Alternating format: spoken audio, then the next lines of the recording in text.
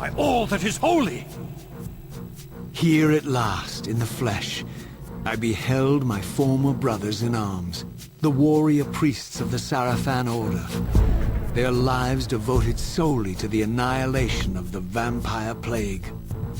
And while I confess, I felt a twinge of longing, a pang of grief for what I had believed was my lost virtue, I regarded them now with none of the reverence I formerly felt. For I had seen the human face of the vampires, and now I beheld the monstrousness of these men.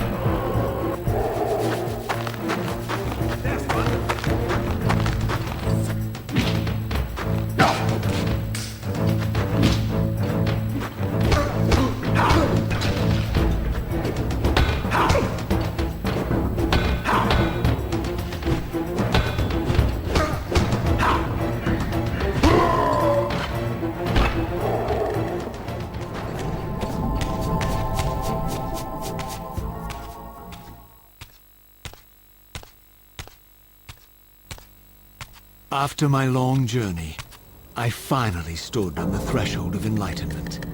For here was Janos Audrin's mountain retreat, intact and unblemished. The upheaval that would one day topple this ancient edifice had not yet occurred.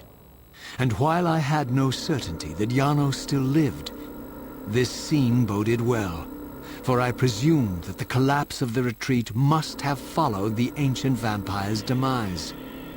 There was only one obstacle: how to reach the balcony suspended at that maddening height, so far beyond my reach.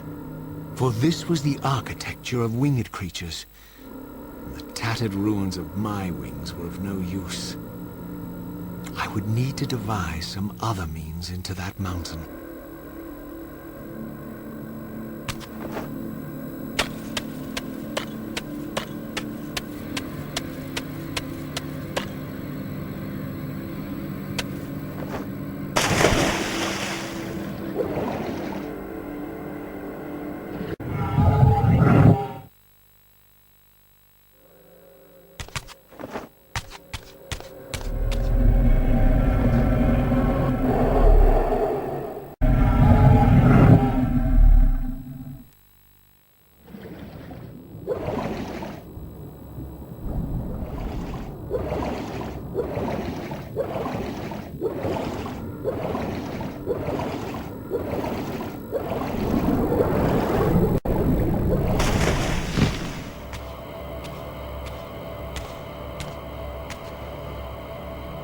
The mountain's interior was hollow, I discovered, and graced with soaring architecture unique to its creators.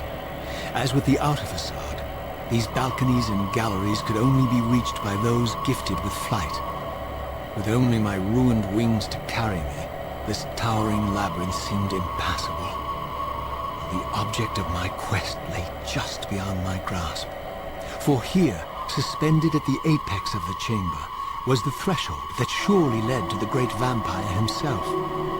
I didn't know whether Janos Audrin was the monster depicted in the stronghold, or one of the noble creatures memorialized among the ruins of the ancient vampires.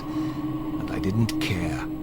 Demon or angel, he alone held the key to my destiny.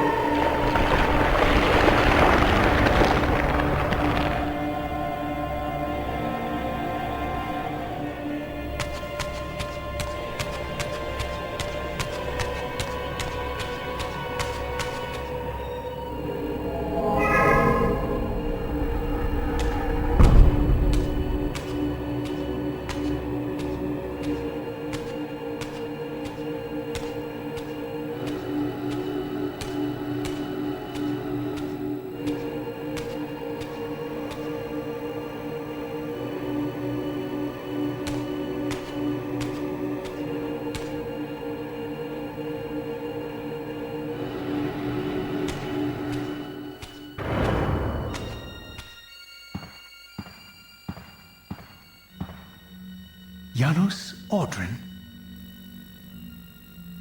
It is heartening after all these years to hear my name spoken without contempt. Raziel? My child, what have they done to you? I have been dragged through hell and back. All it seems to reach this moment. But I don't yet know why. For thousands of years I have waited, alone here, losing faith.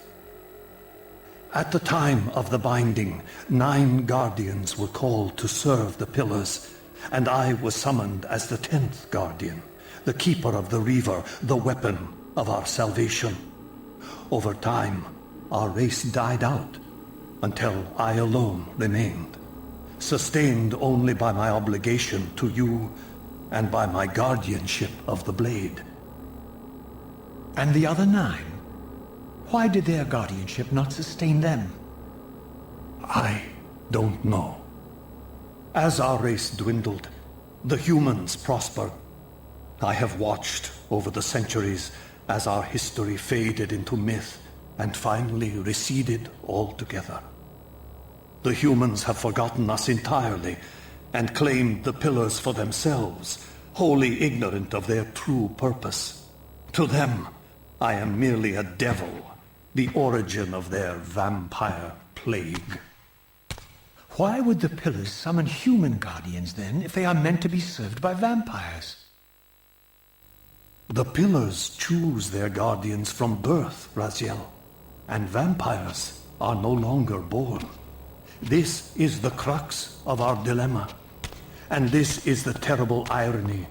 With their vampire purge, the members of the Circle have assaulted the very architects of the pillars they are sworn to protect. They have embarked on a treacherous path. With every vampire they kill, the humans are slitting their own throats. They know I'm up here, beyond their reach, and it terrifies them. You can see how they flaunt their kills to torment me, or perhaps simply to lure me out.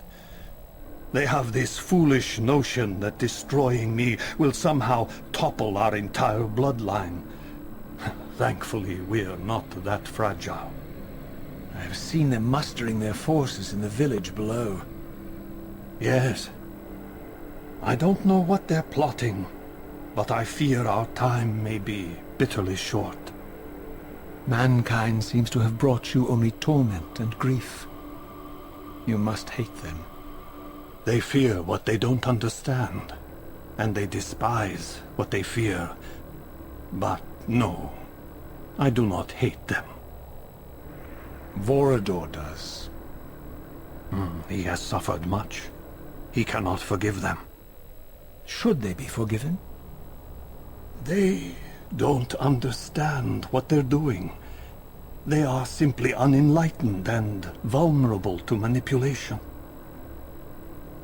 So, it's all true then, what Kain and Vorador have told me. I really am some kind of unholy vampire messiah. Unholy? No. Messiah, perhaps. I don't like that word. It smells of martyrdom. Raziel, your role in this world's destiny is more crucial and more benevolent than you've allowed yourself to believe.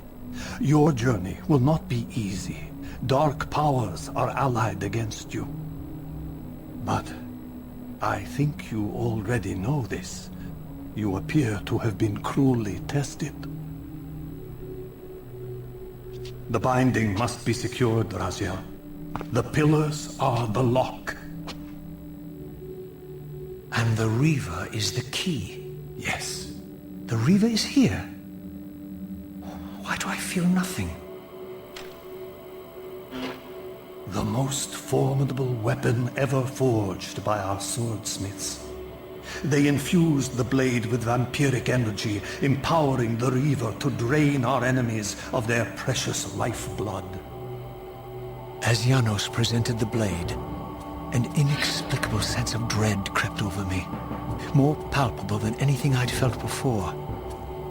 I was at once horribly repelled by the sword, and yet irresistibly compelled to touch it, to take it up. Please, take it away from me.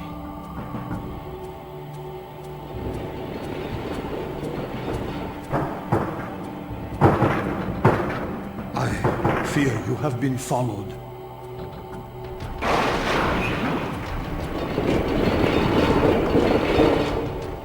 You must save yourself, Raziel. Janos! No!